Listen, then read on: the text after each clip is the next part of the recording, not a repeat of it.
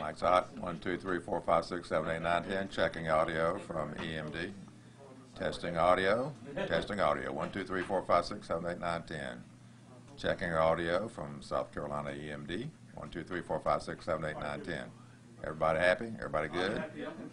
Everybody's happy. Thank you. Audio down.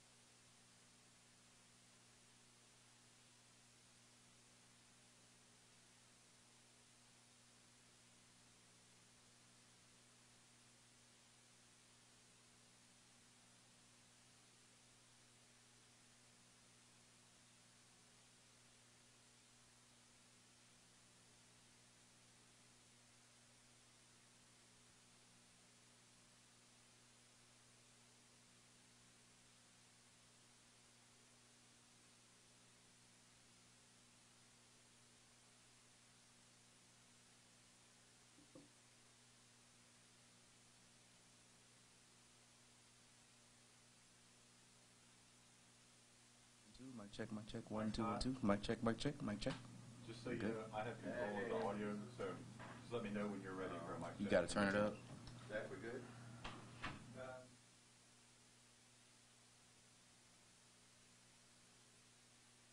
Mic's hot. Mic check, mic check. 1, 2, 1, 2. Mic check, mic check. 1, 2, 1, 2. Mic check, mic check. Good.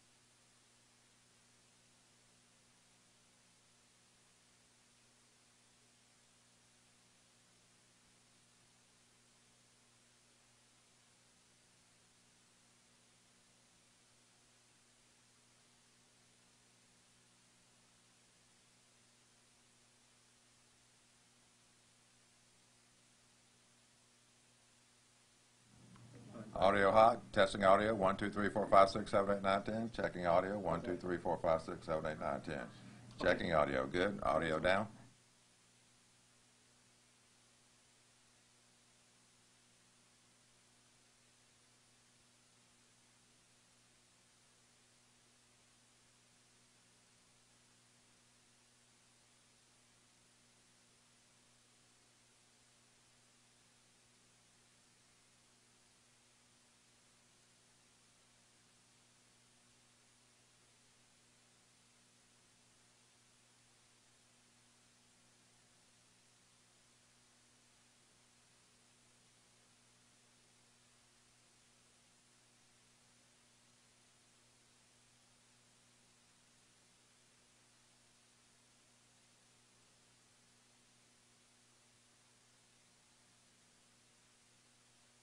Mic check, 1, 2, 1, 2. Mic check, mic check, mic check. That's a question for Rich. Mic check, mic check, 1, 2, 1, 2. Mic check, 1, 2, 1, 2. Mic check, mic check. Okay, whichever goes, we are. We're good. Hopefully it'll go out. If it doesn't, I'll just try it.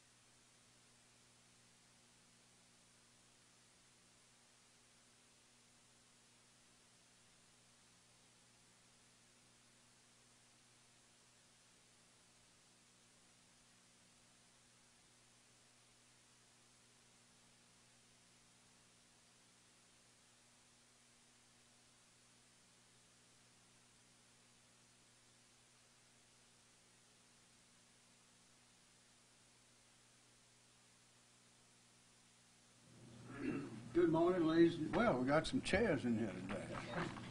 That's great. All right. Well, thank you for coming. We do have an update. As you know, there's a lot of work that go into making these plans and doing the logistics. And we must be flexible. We must be alert. And we are, of course, the hurricane is gathering strength. As you know, it's expected to be a Category 4, which means over 130 miles an hour. So, John Quagliarello from the National Weather Service, you begin, please. Thank you, Governor. So as of earlier this morning, the National Hurricane Center issued a hurricane watch and a storm surge watch from along the South Carolina coast from Edisto Beach northward. This hurricane watch means that hurricane force winds and life-threatening storm surge are all possible in that watch area. Florence is currently a Category 4 hurricane with wind speeds of 130 miles per hour. The official forecast track has changed little, still showing the potential for a major hurricane to make landfall somewhere along the Carolina coast Thursday night into early Friday. It's still very important, as we've been mentioning, to remember not to focus on the projected landfall location of Florence. While the official track shows landfall along the southern North Carolina coast, the cone of uncertainty still covers most of the South Carolina coastline, indicating a potential landfall along the South Carolina coast is still possible. There's some concern that residents in evacuation zones will see the track and think the storm will not pose a threat. But it's important to remember that the impacts of this hurricane will extend far beyond where it makes landfall. Hurricane force winds, storm surge inundation, again, are all possible in the watch area. In addition, as Florence nears the coast, it will slow its forward speed, like producing significant rainfall and flooding north and east of its track. So overall, it's better to get prepared now and get to a safe location if you're in an evacuation zone than risk being directly impacted by a landfalling major hurricane if Florence does indeed come to the South Carolina coast and make direct landfall here. Thank you, Governor. Thank you, John. And we'll answer questions in a minute. Effective immediately, I have lifted the mandatory evacuation order for all evacuation zones in the following three counties, only. They were to go into effect at noon. They will not go into effect. I have now lifted them in three counties and three counties only: Jasper, Beaufort, and Colleton. And that is based on the most recent information that Mr. Quagliarello just related. Edisto Beach, however, is in Colleton County. Edisto Beach is also within the hurricane watch zone, so Edisto Beach will still be considered at evacuation at 12 noon today under the evacuation order. The latest hurricane watch issued by the National Hurricane Center, as you know, extends along the coast from Edisto Beach all the way up to the North Carolina border and beyond. So that's what we're watching. What is a hurricane watch? As explained, that means that hurricane conditions, and those are sustained winds of 74 miles an hour or more, are possible within that area. A hurricane watch is typically issued 48 hours in advance of the anticipated onset of the hurricane in that area. How about our offices, state offices, and schools? State government offices and schools in Jasper, Beaufort, and Colleton counties, as I mentioned, as well as in Aiken, Allendale, Bamberg, and Barnwell counties, and Hampton County, will reopen and operate tomorrow, Wednesday, September the 12th, according to the local authorities' direction. We're lifting that order as to them and then only.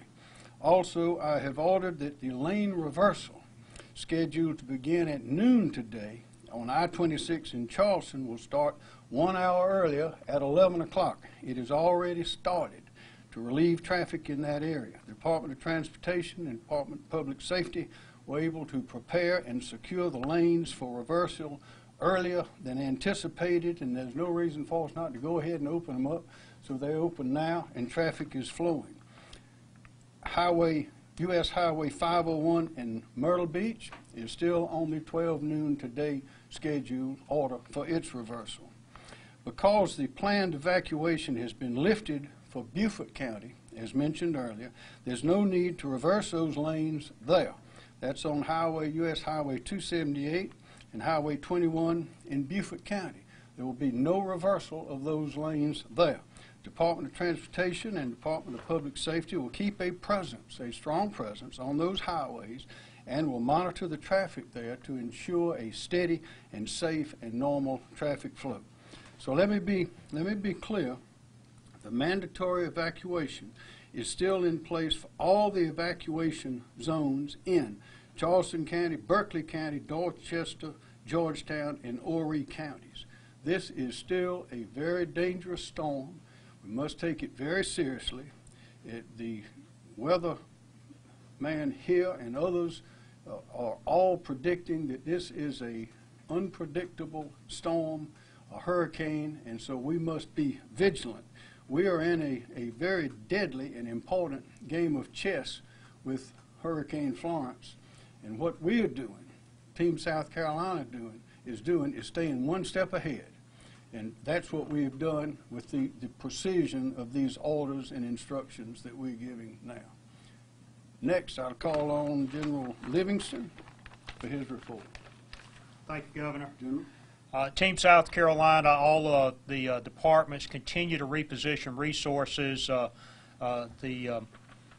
Director Smith and Secretary Hall will talk specifically about the lane reversal piece, but we are positioning all resources according to the governor's orders, and we're prepared to react to the hurricane in the other counties that are under the evacuation order. We're taking this extremely seriously. This is something we have not seen since Hugo. Even if the hurricane goes slightly north, we'll see effects like we saw in Charleston and Hugo. So this is a very serious storm, and Team South Carolina continues to reposition. We have about 1,800 National Guardsmen on duty right now, and we will continue to increase the mobilization as the storm gets closer. Thank you, Governor. Thank you, General. Secretary Hall. Thank you, Governor. As you know, we are currently looking at our traffic volumes within the Myrtle Beach area as well as the Charleston area, and I'm here to report, as we've reported earlier today, that we are seeing significant traffic increases on the highways coming out of the Myrtle Beach area, in particular along Highway 501, SC9, Conway Bypass, and US 378. We're seeing anywhere from 4 to 6 times normal traffic volumes on those highways, and so the lane reversal on 501 will be just in time to help alleviate that. For the Charleston area, we're seeing approximately 3 times normal traffic volumes on I-26 heading in the westbound direction, and so that lane reversal as well will be just in time to help address some of those traffic flows. Governor. Director Smith. Thank you, Governor. Leroy Smith, Department of Public Safety. As the Governor stated, lane reversal operations on the I-26 corridor are underway. I must state that the flushing process went very smoothly this morning. With regard to US 501, the flushing process has started. That started at 11 a.m. this morning, and we anticipate having that lane reversal on the US 501 implemented at 12 noon. Now, I just want to talk a little about that operation. The ingress will be at US 501 at the SC22 interchange, and the egress where it ends will be at the US 501 Marion bypass. It's about a 30-mile route, and again, the flushing process has begun for that. Our evacuation plan is in full effect. That means that all of our resources dedicated to this endeavor are in position, whether it's a local evacuation routes, the traffic control points, etc. As the Governor alluded to earlier, we will be in a position to monitor and manage the traffic on the US 21 and US 278 highways. Thank you, Governor. Thank you. Tim Stinson. Thank you, Governor. The State Emergency Response Team, our priorities obviously are still evacuation and sheltering operation. You've heard about the evacuation piece, and so we'll talk a little bit about the sheltering piece. Shelters are starting to be opened right now. We've got about 28 shelters that will be opened here shortly. or if not already, and have a capacity of about 25,000 people. And then we can open additional shelters as needed, throughout the next couple of days. The full list of the shelters will be updated live in real time on our website at scemd.org, and it's also in our South Carolina Emergency Manager mobile app. Reminder that if you are going to a shelter, and a lot of people elect not to, they go with family and friends or find a hotel room somewhere, but if you go to a shelter, you will need blankets and pillows and comfort items, any medicines that you might have for any chronic conditions, obviously, things like ID documents and that sort of thing, and then special food. If you have small children or on a restricted diet, there'll be food available, but it may not be what you necessarily need all the time. And pets, service animals are allowed at the shelters, and there are some shelters that do accept pets, but there are many that don't. But workers will be there if you show up and help you make arrangements for your pet. And also, the last item I wanted to mention is our public information phone line, public information phone service is open right now, and it's at 1-866-246-0133. They have Spanish interpreters available if there's a need for that, but it's available right now and operational for evacuation questions, shelter questions, or any other questions that you might have. Thank you, Thank sir. you. Thank you. Any questions? Sorry, what was that Yes, number ma'am. again? There it is. So the lane reversals, how are those impacting folks trying to get gasoline and other supplies to the coast? The Department of Transportation, in cooperation with DPS, we're developing some routing plans specifically for those tankers and special needs that need to get to the coast. So we're working them around the areas that they need to go. Next question. When are you expecting the peak hour of all these motors moving towards the Midlands, and then kind of what's your precaution to... I mean, those million or so people. Right. And what's your precaution to National Guardsmen and other people that's working along the highway? I'm gonna defer to Secretary Hall in terms of the volume of traffic and so forth. So we're seeing roughly currently about 3 times the normal volume that we expect to see on I-26. Obviously, with the storm approaching, with the evacuation order going into effect, we're expecting to see some additional increases in that. I don't have a specific time exactly when we expect to see those peak numbers, but we are monitoring those every hour and trying to make adjustments as needed with patrol to make sure we have things moving smoothly up and down the highways to get people out of the area of danger. So sometime, late today, early tomorrow as well. Morning time seems to be a common time for people to want to get on the highways. So we're prepared. Whenever the peak comes, we'll be ready to handle it. Thank you, General. Governor. Just a reminder, we will terminate operations 6 hours before the onset of tropical force winds to give everybody, all the workers, a chance to remove the barriers and get into a safe location. Governor, yesterday you mentioned that some of the school buses would be used to ferry people from those evacuation areas. Right. Has that started yet? If so, how can people find out this is going on? Where can they go? They can call that number to get that information, and the others as well. But of course, we're not having, we're canceling that order in those counties that I mentioned earlier. A part of our approach to this, part of our team approach to this is to prepare for the worst, but hope for the best. And as the weather has shifted, we are making the precision adjustments to see that we're doing the right thing. But anybody want to comment more on that question? Do you know the specifics? On the local? Yes, sir. It's a local decision with the buses. Go ahead. Yeah. All the local counties, the coastal counties, have plans to transport people without transportation assets themselves to centralized pickup points and then take them to shelters. So the first place to probably call is the county, and many of them have information lines or county emergency management. But if that doesn't work, you can't. Certainly, this number right here will help as well. Governor, following up on your preparation comment, there are those that are saying that you pulled the trigger too early, criticizing you, especially now that some of the order has been lifted. What would you say to that? Well, the order that did not go into effect was lifted. As I say, this is a very dangerous hurricane, and we do not want to gamble with a single life of a single South Carolinian. We live on the coast, so we're going to have hurricanes, and we must take precautions. And everyone agrees this is one of the most dangerous and most unpredictable we've seen, with a force that is even greater than Hugo, which a lot of us remember as being very strong.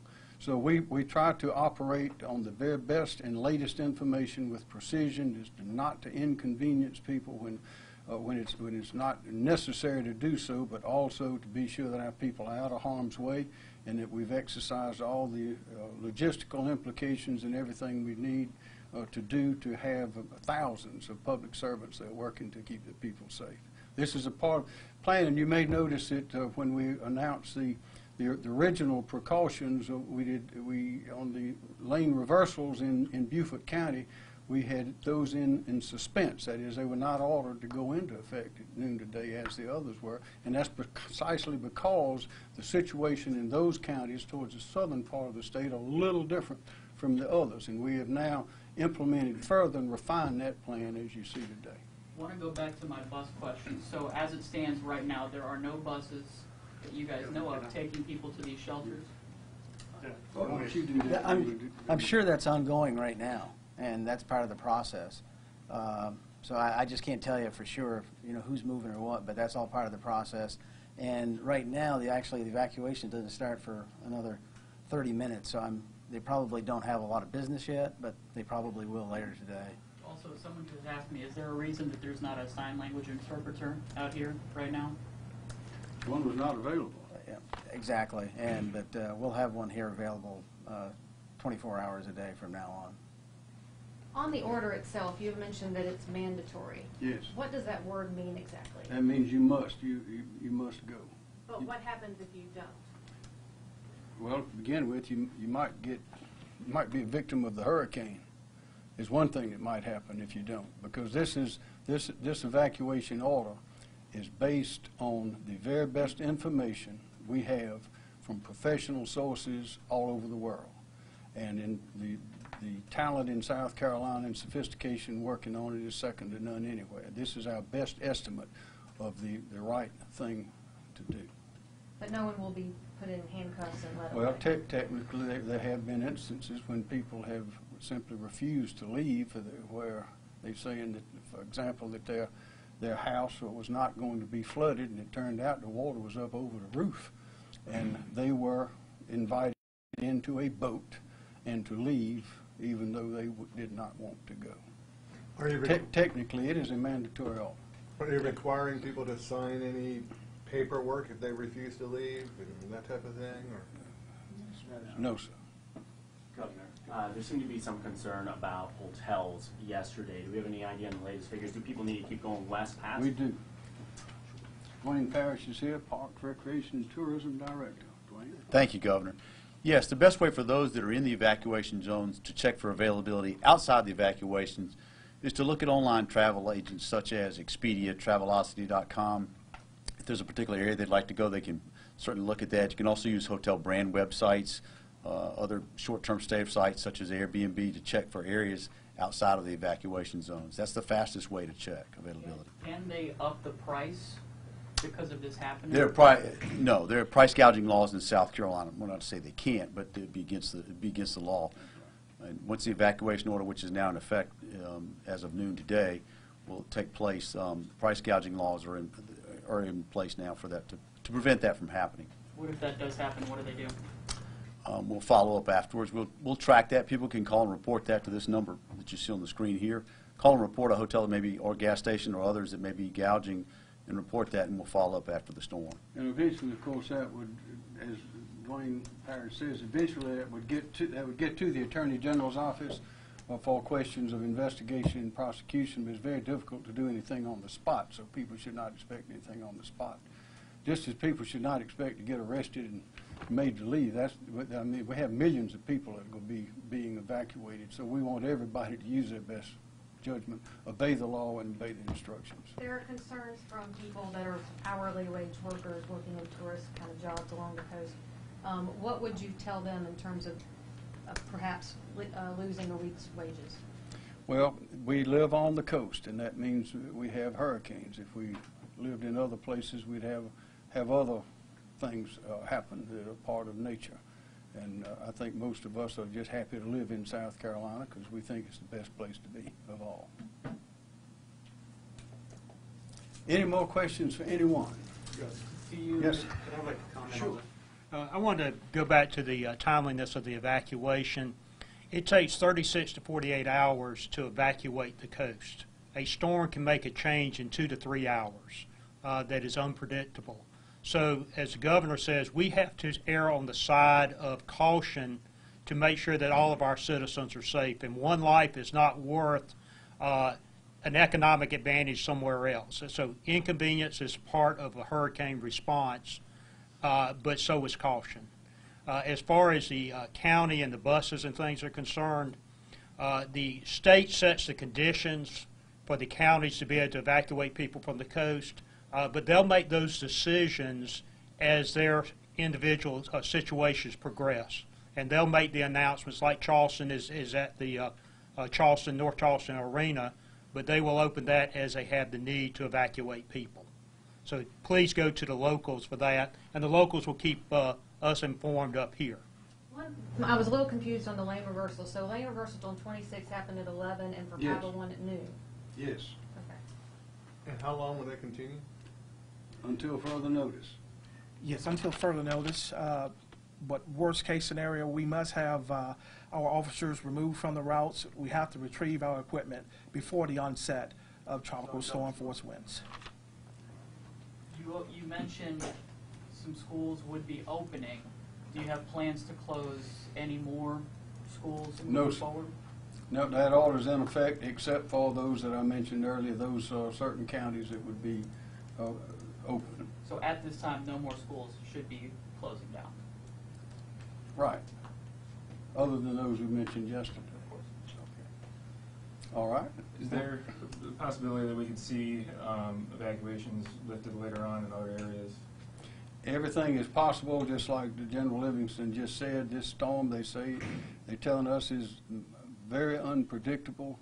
One of the aspects of that is once it gets here, it might stay for a while. It might not leave, which means we're going to have some flooding. We know that for sure. We don't know how high the winds are.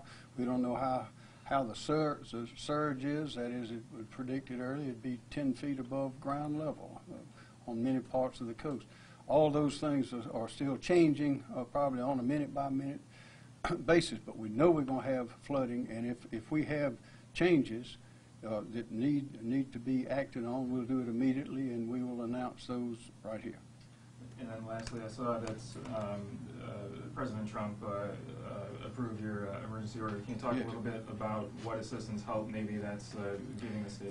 That emergency declaration from the President opens the door to federal help, assistance, funds in a variety of ways, and he called yesterday to say he was doing that, and we are very appreciative of the quick response of the administration. Would anyone want to add about the assistance? Right now, the state of South Carolina has been approved for what they call direct federal assistance, and then that would allow us to, through FEMA, procure anything from generators to food to tarps and that sort of thing. But we are not yet approved for our own procurement and get that 75% reimbursement that we normally get. So right now it's somewhat limited, but we expect that as time goes on that we'll be eligible for more programs and as the process continues.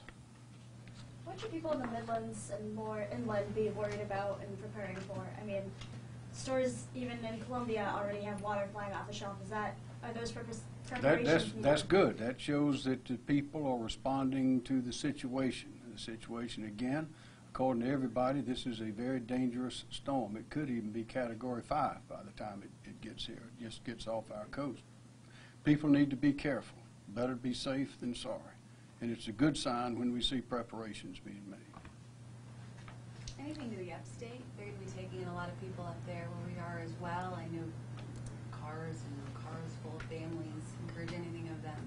Is there what? Anything in the upstate. Encourage anything of people in the upstate. They'll be taking in a lot of people as well. Well, they need to be on alert just like everyone else, because it's a dangerous storm, and we don't know how far the winds and the rain will go. As I say, we know we're going to have flooding.